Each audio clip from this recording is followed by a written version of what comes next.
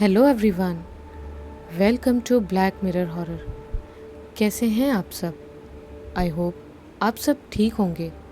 आज मैं आप सभी के लिए पंडोरा बॉक्स और छलावा की बहुत ही खौफनाक और डरावनी कहानी लेकर आई हूँ और उम्मीद करती हूँ कि आप सभी को ये कहानी पसंद आएगी।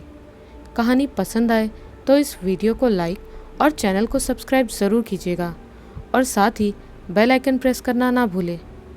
तो चलिए ज़्यादा देर ना करते हुए शुरू करते हैं हमारी आज की कहानियाँ। हमारी पहली कहानी है पंडोरा बॉक्स की कहानी। इस दुनिया में ऐसी कई चीज़ें हैं जिनका संबंध भगवान या शैतान से है। उन्हीं में से पंडोरा जार या बॉक्स भी एक ऐसी ही वस्तु है जिसका सीधा संबंध शैतान से है। जैसा कि हम सभी ने बचपन में सुना होगा कि सुनसान रास्ते में गिरी हुई किसी भी वस्तुओं को नहीं उठाना चाहिए। ये कहानी लद्दाख में रहने वाले एक गरीब बच्चे की कहानी है जो दिन भर कूड़े करकट में पड़ा रहकर उपयोग की कुछ वस्तु ढूंढता रहता और जो मिलता उसी से अपने खाने का इंतज़ाम किया करता। एक दिन वो ऐसी ही वस्तुओं की खोज कर रहा था कि उसकी नज़र एक सुंदर से बॉक्स पर पड़ी। उसने उसे उठा लिया और अपने साथ ले गया। सोचा कि शायद उसे बेचकर कुछ चीज़ें ले सके। चूँकि रात काफ़ी हो चुकी थी, अतः वो अपनी झोपड़ी में वापस लौट गया। वो और उसकी बहन केवल वहीं रहते थे, उस झोपड़ी में। बचपन से ही अनाथ थे। जैसे तैसे एक आदमी उन्हें यहाँ ले आया था जब वो नशे में था। अब उन्हें रहने के लिए जगह मिल गई थी, पर वो आदमी उन्हें रात दिन मारता पीटता था और जो भी कुछ इन्हें मिलता वो इनसे छीन लेता था। इसीलिए उस लड़के ने बिना कुछ बताए ही वो बॉक्स झोपड़ी में आकर अपनी बहन को दिया और कहा, इसे छुपा दे, वो सुबह जाकर उसे बेच आएगा। उसकी बहन ने इससे सुंदर चीज़ कभी नहीं देखी थी, अतः वो उस बॉक्स को रख लेने की जिद करने लगी, पर उसके भाई ने मना कर दिया। उसने कहा कि वो इस बॉक्स को बेचकर कोई अच्छी चीज़ ले आएगा, पर दोनों में बहस होने लगी, जिससे उस आदमी का ध्यान उन पर चला गया। उसने उस लड़के के हाथ से वो बॉक्स ले ली और उसे देखने लगा। ये खुलती कैसे है? उसने उस लड़के से पूछा। तब उसने कहा कि ये उसे कचरे में पड़ी हुई मिली थी। बॉक्स में एक मोटी जंजीर बंधी हुई थी और कुछ धागे लिपटे हुए थे। वो उसे अपनी पेटी में डालकर चला गया। उस लड़के की बहन ने उसे अपराध बोध से देखा और सोने चली गई। वो लड़का भी ज़मीन पर चारपाई बिछाकर लेट गया। कुछ देर बाद उसकी आंख लग गई। कुछ देर बाद उसे नींद में कुछ आवाज़ें सुनाई दी। उसने उठकर देखा तो उस बॉक्स के अंदर से उसे रोशनी आती हुई दिखाई दी। उसने थोड़ा पास जाकर देखा तो सच में उसमें से लाल रोशनी आ रही थी। उसने पूछा कि तुम कौन हो? क्या तुम परी रानी हो? क्या तुम हमारी इच्छाओं को पूरा करोगी? उस बॉक्स से एक कर्कश सी आवाज़ आई, खोलो मुझे, मैं तुम्हारी सारी इच्छाओं को पूरा करूँगा। पर इस बॉक्स पर तो जंजीर लिपटी हुई है, मैं इसे कैसे खोलूँ? तुम चाहते हो कि नहीं कि तुम्हारी इच्छाएं पूरी हो? हाँ, उस लड़के ने कहा। तो फिर आज़ाद कराओ मुझे। पर तुम्हें बांधा किसने था? तुम तो अच्छी हो ना? उस लड़के ने कहा। तुम अपनी इच्छाएं पूरी करना चाहते हो या नहीं? हाँ हाँ, कहता हुआ वो लड़का एक बड़ा सा पत्थर ले आया और ज़ोर ज़ोर से उन जंजीरों पर पटकने लगा। कुछ ही प्रयासों के बाद वो जंजीर और धागा टूट गया और अचानक ही बहुत सारे डरावने जंतु बाहर आने लगे। उस लड़के ने उनसे पूछा कि तुम सब कौन हो? तब उनमें से एक बोला कि हम तुम्हारी इच्छा पूरी करेंगे। कहकर वो सब के सब उसे अपने साथ ही उस बॉक्स में ले जाने लगे। वो ज़ोरों से चिल्लाने लगा और देखते ही देखते वो बॉक्स फिर से बंद हो गया।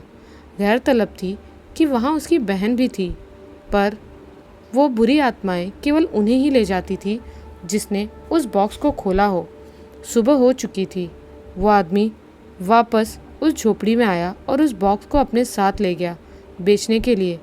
उसने उसे एक कबाड़ की दुकान पर बेच दिया और अपने लिए शराब का जुगाड़ कर लिया। उस कबाड़ वाले ने एक पुरानी वस्तु खरीदने वाले को उसे अच्छे दाम पर बेच दिया। थोड़ी देर बाद एक साधु उस दुकान के पास से गुजरे और उस बॉक्स को देखकर चौंक गए। ये यहाँ कैसे आया? कौन लाया इसे? तब उस दुकान के मालिक ने उनके भय मिश्रित चेहरे को देखकर उनसे पूछा कि क्या उसने ये बॉक्स खरीद कर कुछ गलती की है? तब साधु ने कहा, ये कोई ऐसा वैसा बॉक्स नहीं है, ये एक तरह का पंडोरा बॉक्स है, जिनमें कई तरह की शैतानी शक्तियों का वास है, जो हर चंद्र ग्रहण पर उस बॉक्स में से बाहर आती हैं और जिसने उनका आवाहन किया था उसे अपने साथ ले जाती हैं। तभी उस दुकान के मालिक ने कहा कि कल तो चंद्र ग्रहण था, इसका मतलब कि कल भी इस बॉक्स ने किसी की बलि ले ली। साधु ने वो वाक्य पूरा किया। अब मैं क्या करूं? साधु जी, वो दुकान मालिक डर से कांपने लगा। मैं इसे उस कबाड़ी वाले को वापस कर देता हूँ, यही ठीक रहेगा। ऐसा करने से कुछ नहीं होगा, इसने तुम्हें चुना है, ये वापस तुम्हारे पास आ जाएगा और तब तक ये किसी और के पास नहीं जाएगा जब तक कि अगला चंद्र ग्रहण समाप्त ना हो जाए, और उस दिन तुम्हें इसे खोलना ही पड़ेगा। मैं नहीं खोलूँगा, दुकान मालिक ने दृढ़ विश्वास से कहा। साधु ने एक फीकी मुस्कान चेहरे पर लाई और कहा कि प्रत्येक इंसान की कुछ न कुछ दमित इच्छाएं होती ही हैं जिन्हें वो पूरा करना चाहता है पर कर नहीं पाता। ये शैतानी शक्तियाँ इसी बात का फ़ायदा उठाती हैं और उसे बॉक्स खोलने पर मजबूर करती हैं, और वो चाह कर भी मना नहीं कर पाता, और ये उसे अपने साथ अपनी दुनिया में ले जाती हैं और उसकी बलि चढ़ाकर खुद को शक्तिशाली बनाती हैं। तो फिर मैं क्या करूँ साधु जी? उस दुकान मालिक ने कहा। तब साधु जी ने अपनी पोटली में से एक धागा निकालकर उस बॉक्स के ऊपर लपेट दिया और उससे कहा कि अभी तुम ये बॉक्स अपने पास ही रखो, इसे बेचना मत, और हाँ, इस पवित्र धागे को भी मत तोड़ना, क्योंकि ये आत्माएं धीरे धीरे इंसान को अपने वश में करती हैं और फिर ग्रहण वाले दिन उसे सीधे अपने साथ ले जाती हैं। अतः ये पवित्र धागा उन्हें वश में रखेगा। अब हम तुमसे सीधे चंद्र ग्रहण वाले दिन ही मिलेंगे। ये कहकर वो साधु वहाँ से चले गए। चूँकि अब दुकान मालिक ने सर ओखल में डाल ही दिया था, तो मूसल से क्या डरना वाली स्थिति हो चुकी थी। तो वे चुपचाप उस बॉक्स को लेकर घर चले आए, क्योंकि उस बॉक्स को दुकान पर रखने में खतरा हो सकता था। घर पर वो और उसकी पत्नी ही रहते थे। ऐश्वर्य संपन्न होने के बावजूद उनकी कोई संतान न थी, अतः इस बात से वे बहुत दुखी थे। और अब ये बॉक्स, ये सोचते हुए वो अपने घर पहुँचे और उस बॉक्स को उन्होंने भगवान कक्ष के बगल में रख दिया और अपनी पत्नी को सख्त हिदायत दी कि इस बॉक्स को बिल्कुल भी हाथ ना लगाए। उनकी पत्नी ने भी उनसे कोई सवाल जवाब नहीं किया। अब वे दोनों खाना खत्म करके सोने चले गए। 2 सप्ताह तक सब ऐसे ही चलता रहा। वे दोनों भी उस बॉक्स के बारे में भूल गए थे। सब कुछ सामान्य था, पर हर रोज़ कुछ छिपकलियाँ उस बॉक्स के आसपास मरी हुई मिलती। रोज़ रोज़ इस तरह होता देखकर उनकी पत्नी भी चिंतित हो गई कि कहीं कुछ अपशकुन तो नहीं है। तब उनके ध्यान में आया कि जब से ये बॉक्स घर में आया है तभी से ऐसा हो रहा है। हो ना हो इस बॉक्स का इन सब घटनाओं से कोई संबंध तो है। मैं आज ही इनसे इस बारे में बात करूंगी, कहकर उन्होंने वो जगह नौकर से साफ करवा दी। दिन भर उनके मन में केवल उस बॉक्स का ख्याल आता कि आखिर उस बॉक्स में ऐसा क्या है। रात को जब उनके पति वापस आए तब उन्होंने सारा वृत्तांत सुनाया और उनसे पूछा कि आखिर उस बॉक्स में ऐसा क्या है और उस पर वो पवित्र धागा क्यों बंधा हुआ है। ये सुनकर उनके पति थोड़ी देर के लिए सकपका गए। फिर उन्होंने वस्तु स्थिति को संभालते हुए कहा कि ये उनका नहीं है, उनके एक मित्र का है। उनके मित्र किसी काम से 2 महीने के लिए बाहर गए हुए हैं। उनके वापस आते ही वो ये बॉक्स ले जाएंगे। चूँकि उस साधु ने उन्हें ये बॉक्स चंद्र ग्रहण तक अपने पास रखने के लिए कही थी, क्योंकि इसके अलावा कोई चारा न था, सो उस दुकान मालिक को अपनी पत्नी को यह मनगढ़ंत कहानी सुनानी पड़ी, क्योंकि 2 महीने बाद चंद्र ग्रहण था और उन्हें तब तक किसी भी तरह उस बॉक्स को खोलना नहीं था।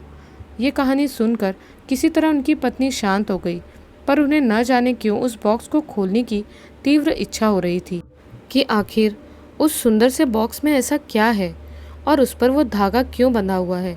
इसी तरह 1.5 महीने बीत गए, पर उनकी पत्नी के मन में अभी भी वो बात थी। अब भी वो बात उनके मन से ना निकली थी। एक रात वो अचानक से उठी और उस बॉक्स को छुपकर देखने लगी।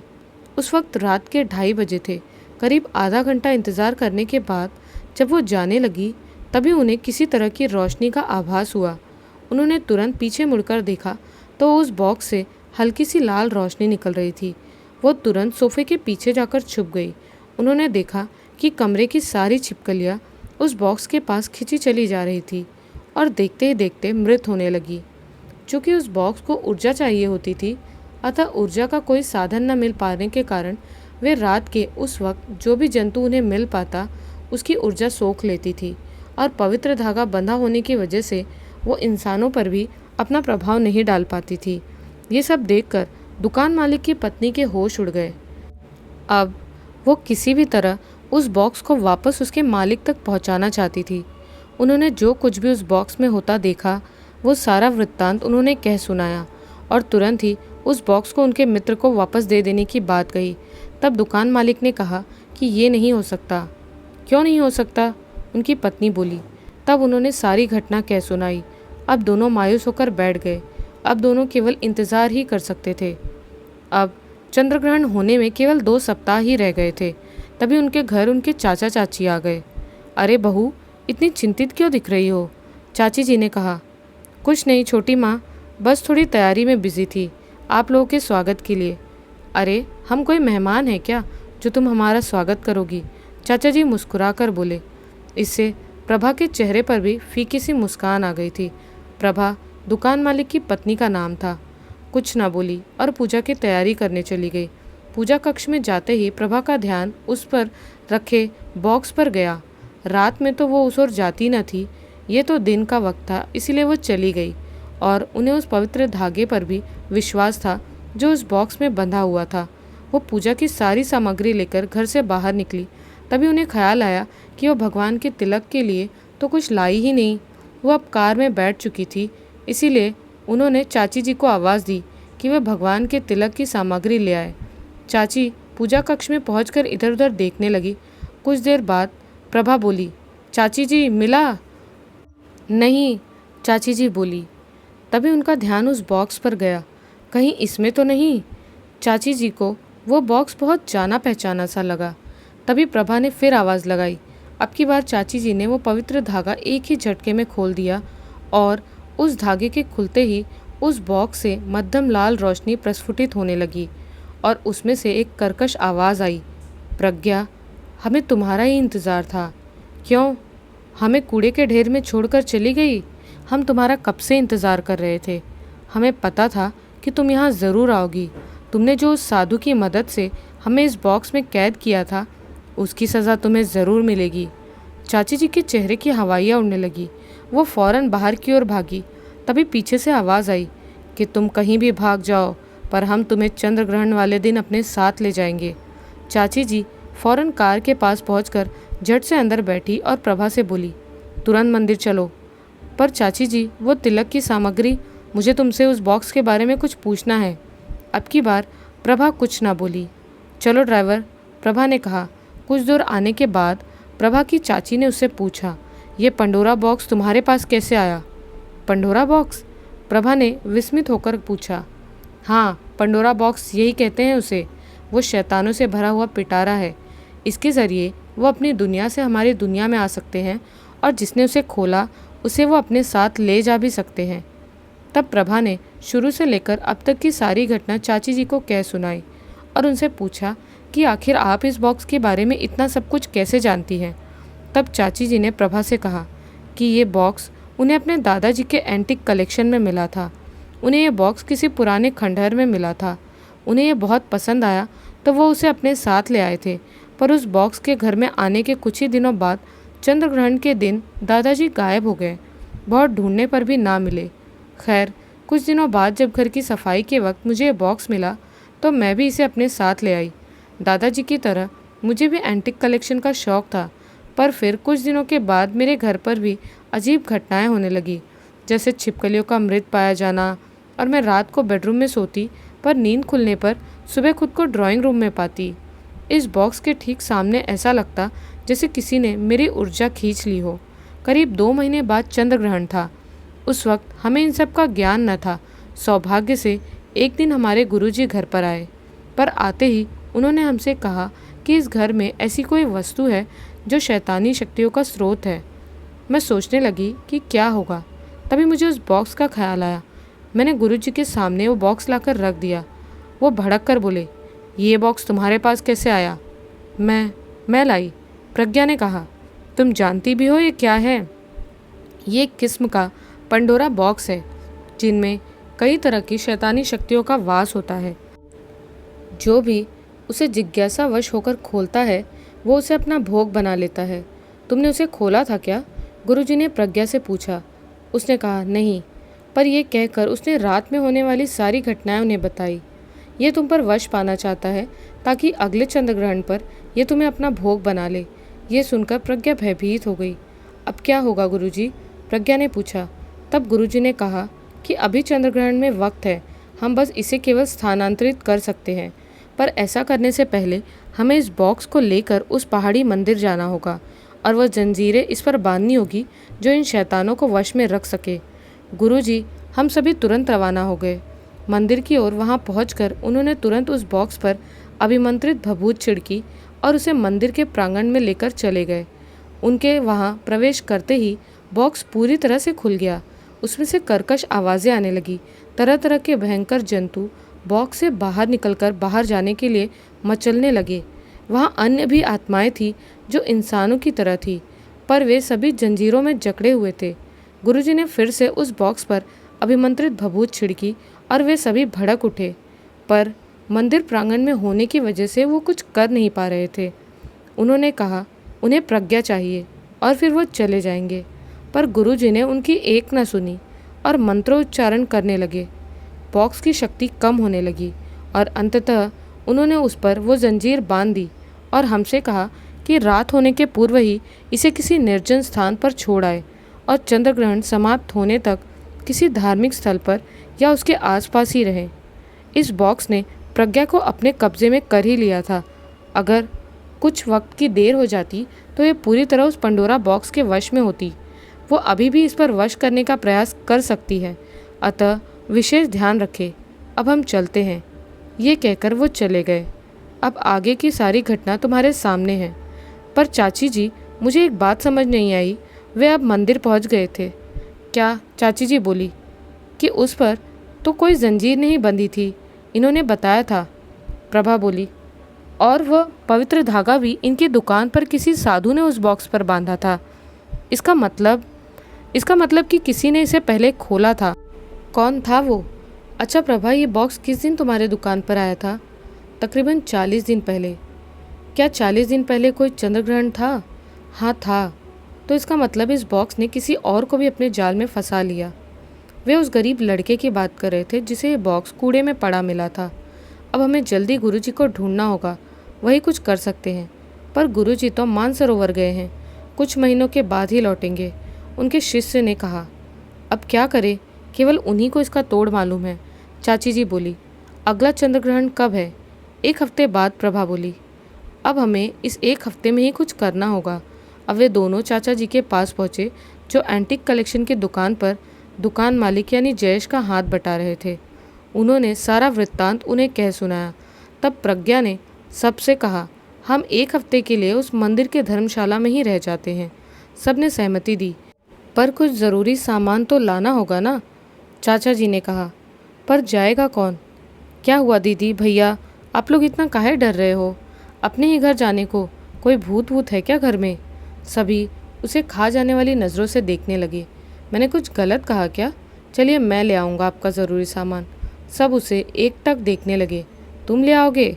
हाँ ले आऊँगा, उसने दृढ़ विश्वास से कहा। ठीक है, हमारा जो भी ज़रूरी सामान है वो सब कॉमन रूम में रखा हुआ है, ध्यान से लाना, हम बाद में देख लेंगे। ठीक है, तो मैं अभी जाता हूँ, नौकर ने कहा। अरे अभी मत जाओ भाई, अभी रात होने वाली है, कल सुबह चले जाना। ठीक है चाचा जी, नौकर ने कहा। अब वे दुकान का शटर गिराकर अपने अपने रास्ते चले गए। उनके नौकर पास ही के एक गांव में रहता था, उसका नाम सुखी था। बाकी चारों धर्मशाला को रवाना हो गए। रास्ते में ही जयेश का घर पड़ता था, अतः सुखी ने सोचा कि जयेश बाबू ने तो जो भी ज़रूरी सामानों के बारे में कहा है उन्हें अभी लेता चलता हूँ और कल जाकर दे आऊँगा, क्योंकि धर्मशाला और जयेश बाबू का घर दोनों विपरीत दिशा में पड़ते थे। तो वो बिना सोचे सीधे घर के मेन दरवाजे के अंदर घुस गया। अंदर बहुत अंधेरा था। उसने स्विच ऑन की पर लाइट ऑन नहीं हुई, सो उसने अपने पास रखा टॉर्च ऑन किया और इधर उधर देखने लगा। वो सीधे कॉमन रूम की ओर बढ़ा और डोर खोलकर ज़रूरी सामान पैक करने लगा। तभी उसे ड्राइंग रूम से लाल रोशनी आती हुई दिखाई दी। अभी तो लाइट तक ऑन नहीं हो रही थी और अब ये लाल रोशनी, कहीं घर में कोई चोर तो नहीं घुस गया। उसने ड्राइंग रूम के पास जाकर देखा तो उसके होश उड़ गए। बॉक्स खुला हुआ था और सारी शैतानी आत्माएं पूरे रूम में धुंध के रूप में विचर रही थी। सहसा उन सब की नज़र सुखी पर पड़ी और सभी उसे दबोचकर अपने साथ उस बॉक्स में ले गए। उसकी चीख उस बॉक्स के अंदर दब गई। दोपहर हो गई, अभी तक सुखी का कुछ पता नहीं। जयेश ने कहा। तभी उसे सुखी का भाई आता हुआ दिखा। उसने जयेश से कहा कि सुखी कल रात को उसके घर गया था, अभी तक नहीं आया। उन सबके मुंह लटक गए। अब वो साधु ही कुछ कर सकते हैं। जयेश ने कहा। कौन साधु? प्रभा ने पूछा। वही जो मुझे दुकान पर मिले थे। उन्होंने कहा था कि वो मुझे ग्रहण वाले दिन मिलेंगे, कुछ दिन ही बाकी है। जयेश ने सुखी के भाई को समझा बुझाकर वापस भेज दिया, पर अब वो किसी भी तरह उस बॉक्स से छुटकारा चाहते थे। कुछ दिन बाद, आज चंद्र ग्रहण का दिन था। जयेश सुबह से दुकान पर बैठा साधु की प्रतीक्षा कर रहा था। दोपहर हो चली थी पर वे ना आए। वो सोच ही रहा था कि तभी वो साधु प्रकट हो गए। उनके साथ एक लड़की भी थी और उससे बोले, मुझे अपने घर ले चलो। जी साधु जी। वो जब जयेश के घर पहुँचे तो संध्या हो चुकी थी। द्वार पर पहुँचते ही साधु नीचे उतरे और अभिमंत्रित भभूत छिड़का और कहा, हम आगे जाएंगे, और उस लड़की को कार में रुकने को कहा। जैसे ही साधु ने एक कदम आगे बढ़ाया, पूरा घर लाल रोशनी से भर गया और कर्कश आवाज़ें आने लगी। चले आओ अंदर। ज़ोर ज़ोर से बहुत सी सिसकियों की आवाज़ें आने लगी। ये सब सुनकर जयेश बहुत डर गया, पर साधु उन सभी आवाज़ों को नकार कर मंत्रोच्चारण करते हुए आगे बढ़ने लगे। कुछ समय पश्चात सब कुछ शांत हो गया। साधु जब अंदर पहुँचे तो पूरे घर के अंदर शैतानी आत्माएं धुंध के रूप में फैली हुई थी। वे सबकी सब साधु पर टूट पड़ी, पर मंत्रों के प्रभाव से उन पर असर नहीं डाल पा रही थी। पर वे चाह कर भी उन्हें पकड़ नहीं पा रही थी। ऐसा लग रहा था मानो एक धुंध दूसरे धुंध को खुद में मिलाना चाहती हो। अनेक प्रयास के पश्चात साधु उन्हें बांधने में सफल हुए और उन्होंने उस घर को पवित्र कर दिया। तत्पश्चात वे बाहर आए और जयेश से बोले कि अब तुम इस बॉक्स से मुक्त हो, तुम्हारा घर पवित्र हो चुका है। अब हम जा रहे हैं। हम इस लड़की को तुम्हें सौंपते हैं, इसे अपनी बेटी की तरह रखना। जी साधु जी। जयेश बहुत खुश था। पर गुरुजी आप कौन हैं? हमारा नाम भास्करानंद है। वत्स। उस लड़की के आ जाने से प्रभा भी खुश थी, पर प्रज्ञा को साधु जी पहचाने हुए से लग रहे थे। उन्होंने जयेश के चाचा जी से जब ये बात कही तो उन्होंने कहा कि ये तो हमारे गुरुजी का नाम है, जो पहले भी इस समस्या से हमें निजात दिला चुके हैं, पर वो तो मानसरोवर गए हैं और अभी नहीं लौटे हैं। जब उन्होंने मठ में जाकर पूछा तो उनके शिष्यों ने बताया कि उन्होंने तो निर्वाण ले लिया मानसरोवर में लगभग 15 दिन पहले। क्या तो फिर वो कौन थे? उन्होंने मुझे भी उस बॉक्स से बचाया था और अपने मठ ले गए थे, वो लड़की बोली। मैंने उन्हें पूरी बात बताई। तब उन्होंने कहा कि हम अभी मानसरोवर जा रहे हैं और आने के बाद सब ठीक कर देंगे। लगभग 2 वर्ष बाद गुरुजी की पुस्तिका का विमोचन है, चलो चलते हैं। चाचा जी बोले। वहाँ उन्होंने उनकी किताब पढ़ी। अंतिम पन्नों पर लिखा था कि मनुष्य की जानने की इच्छा कभी कभी उस पर हावी हो जाती है, जिनसे वो उन विषयों को भी छेड़ देता है जिनसे उसे दूर रहना चाहिए। जब तक वो बंद है तब तक उम्मीद है, सकारात्मकता है। तो चलिए अब सुनते हैं हमारी अगली कहानी, यानी आखिरी कहानी, छलावा यानी निषेधाक। रतन फौज में था और उसके परिवार में पत्नी सरोज, बड़ा बेटा बाबू, बेटी सुधा और छोटा बेटा मनीष थे। साल में 9 महीने रतन ड्यूटी पर रहता और 3 महीने छुट्टी पर आता। जब भी वो छुट्टी पर आता, बच्चों में खुशी की लहर दौड़ जाती। पूरे दिन रतन से चिपके रहते और रतन भी खूब लाड दुलार करता। रतन के पास गांव में ठीक ठाक ज़मीन थी। सरोज भी गांव की महिला थी, तो रतन की गैर हाजिरी में वही खेत संभालती और परिवार को भी बखूबी संभालती। खेत में बच्चों के साथ मेहनत करती और हर मौसम के अनुरूप फसल उगाती। इस बार सरोज ने गेहूं की फसल उगाई थी और गेहूं की फसल में पानी लगाना था। गांव में सामूहिक ट्यूबवेल था, तो नंबर से सबको पानी मिलता था, किसी को दिन में तो किसी को रात में। सरोज सोच में बैठी हुई थी, तभी फ़ोन बजता है। सरोज फ़ोन उठाकर, हेलो। दूसरी तरफ से, हेलो कैसी हो? सरोज खुश होकर, मैं ठीक हूँ, तुम बताओ। दूसरी तरफ रतन था। रतन, मैं भी ठीक हूँ, चकाचक एकदम। सरोज, बहुत बढ़िया। रतन, बढ़िया तो है ही, ये बताओ बच्चे कैसे हैं। सरोज, बाबू और मनीष तो ठीक हैं, लाली की तबीयत थोड़ी खराब हो गई थी। रतन चिंता करते हुए, क्यों, क्या हुआ लाली को। सरोज, कुछ नहीं, उद्यमी ज़्यादा है तो कल पूरे दिन पानी में खेली, फिर शाम को बर्फ़ यानी आइसक्रीम खा ली और हो गई खांसी जुकाम शुरू। रतन, अरे तो वो नुक्कड़ वाले डॉक्टर से दवाई दिलवा लाती। सरोज, बाबू दिलवा लाया है, अब वो सो रही है आराम से। रतन, ठीक है, ध्यान रखना उसका। सरोज, फसल खड़ी है, उसमें पानी लगना है और नंबर रात का आया है। रतन, तो मना कर देती कि रात में कौन पानी लगाएगा हमारे यहाँ, अगली बार दिन में मिले तब लगा देना। सरोज, अरे फिर 15 दिन बाद नंबर आएगा, तब तक तो बहुत नुकसान हो जाएगा। तभी बाबू आकर सरोज के पास बैठ जाता है। रतन, अरे तो ऐसा कर, मजदूर लगा दे, वो लगा देंगे पानी। सरोज, बाबू के सर पर हाथ फिराते हुए, चरण ने लगवाया था अपने खेतों में पानी मजदूरों से, कहीं तालाब बना गए और कहीं कहीं बिल्कुल नहीं पहुंचा। अपने खेत की जानकारी तो खुद ही होती है, कहाँ कहाँ लगाना है पानी। रतन, अरे तो तुम वहाँ रुक जाना, अपने सामने लगवा लेना। सरोज, जब मुझे ही रुकना है तो मैं खुद ना लगा लूँगी, खामखा मजदूरों को पैसा दूँ। तभी बाबू बीच में बोला, ये ठीक है माँ, मैं और तुम दोनों लगा आएंगे। सरोज, सुन रहे हो, बाबू और मैं कर लेंगे। रतन, अच्छा ठीक है, पर तुम छलावे का ध्यान रखना।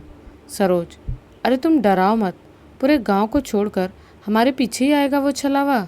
रतन, हाँ हाँ ठीक है, ख्याल रखना, मैं कल फिर कॉल करूँगा। फ़ोन कट जाता है। शाम को जब सबने खाना खा लिया तो सरोज और बाबू खेतों में जाने को तैयार हुए। सरोज और बाबू ने एक एक तराती यानी खेती का औजार व टॉर्च साथ रख लिया। सरोज ने एक बीड़ी का बंडल व माचिस भी पल्लू में बांध लिया और मनीष से बोली, सुधा का ख्याल रखना, दरवाज़ा अंदर से बंद रखना और हम भोर तक आ जाएंगे। मैं और बाबू दोनों 4-4 बार आवाज़ देंगे तभी दरवाज़ा खोलना, 2 बार आवाज़ दूँ तो मत खोलना, समझ लेना मैं नहीं हूँ। मनीष, ठीक है, मैं बहुत कुछ बात करके ही खोलूँगा। सरोज व बाबू खेत की ओर निकल जाते हैं।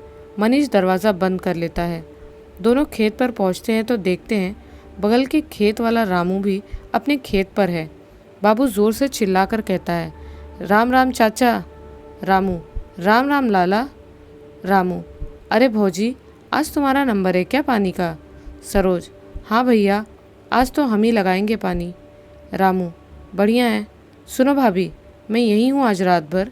वो सुअर घुस आते हैं खेत में और शाम को फसल कटवा दी थी, कल सुबह मंडी भिजवा दूंगा। बस आज रात की बात है तो मैं यहीं हूँ, कुछ ज़रूरत हो तो बताना, और सुबह अपनी बुग्गी से गांव जाऊंगा तो उसी से चलना। सरोज, ये ठीक है। रामू चला जाता है और सरोज पानी लगाना शुरू कर देती है। वो बाबू को अपने साथ ही रख रही थी और बाबू भी उसके कहे अनुसार लगा हुआ था। तभी सरोज को अपने पीछे एक बंदर जैसी परछाई दिखाई दी, पर सरोज ने ऐसे दिखाना शुरू कर दिया कि वह कुछ देख ही नहीं रही और काम में लगी हुई है। वो परछाई उसके पीछे पीछे चल रही थी, कुछ देर बाद गायब हो गई। सरोज और बाबू दूसरे खेत की ओर बढ़ गए। सरोज ने अब की बार एक मोर की परछाई देखी और वो समझ गई कि ये छलावा है। छलावा या निशिडाक एक तरह की आत्मा होती है जो अप्रत्याशित, संदिग्ध या असमय मौत में मरे लोग होते हैं और उनका क्रियाकर्म ठीक से नहीं होता। उनकी आत्मा भटकती है। ये आत्माएं ही लोगों को परेशान करती हैं। वह समय के साथ ये और भी दुष्ट हो जाती हैं। लोगों का मानना है निशी मतलब रात और डाक मतलब पुकार। तो रात में जब कोई आपको पुकारता है तो वो छलावा या निशिडाक हो सकता है। हालांकि ये भी बात प्रचलित है कि छलावा 2 बार आपके जाने पहचाने शख्स की आवाज़ में आवाज़ देता है और जब आप रिएक्ट नहीं करते तो चला जाता है, मगर यदि आप आवाज़ की दिशा में मुड़ जाते हैं तो वो आपको मार देता है। सरोज समझ गई, जो अब तक सिर्फ सुना था आज उससे पाला पड़ा है। सरोज ने बिना डर के भाव अपने चेहरे पर आए अपना काम जारी रखा, क्योंकि उसे पता था अगर वो डर गई तो बाबू भी डर जाएगा। तभी उसे लगा उसके पीछे जैसे बैल खड़ा हो, हल्की हल्की फुफकारने की आवाज़ आ रही थी। इस सब में रात का दूसरा पहर बीत चुका था। तभी सरोज बाबू से बोली, आगे के खेत में तू लगा पानी, मैं यहीं बैठी हूँ। कोई आवाज़ आए तो सुनना मत, रात में ऐसी आवाज़ आती रहती है। जल्दी काम खत्म करके यहीं आ जाना। बाबू, ठीक है माँ, और उस तरफ बढ़ जाता है। सरोज भी खेत की मेड़ पर बैठ जाती है और बाबू को देख रही होती है कि तभी पीछे से आवाज़ आती है, मैं आ जाऊँ। आवाज़ नाक के सुर में थी। सरोज ने अपनी माँ से सुन रखा था कि छलावा निशिराग तब तक आप पर हमला नहीं कर सकता जब तक आप खुद उसे न बुला ले, इसीलिए वो आपसे पूछता है या अनुमति लेता है। आवाज़ सुनते ही सरोज के कान खड़े हो गए। अंदर से घिघी बन गई। उसकी सांसें तेज होने लगी। वो खुद को संभाले हुए चुप बैठी रही, जैसे उसने कोई आवाज़ सुनी ही ना हो। आवाज़ फिर से आई, मैं आ जाऊं। सरोज ने खुद पर काबू रखा जिससे डर बाहर ना आ पाए। सारे देवता एक साथ याद आ गए उसे। फिर उसने पल्लू से बीड़ी का बंडल निकाला और बीड़ी जला ली। हालांकि वो बीड़ी पीती नहीं थी, पर आग पास हो तो बहुत सी समस्याएं दूर हो जाती हैं। धीरे धीरे वो बीड़ी को सुलगा रही थी और वो छलावा भी अपना काम कर रही थी।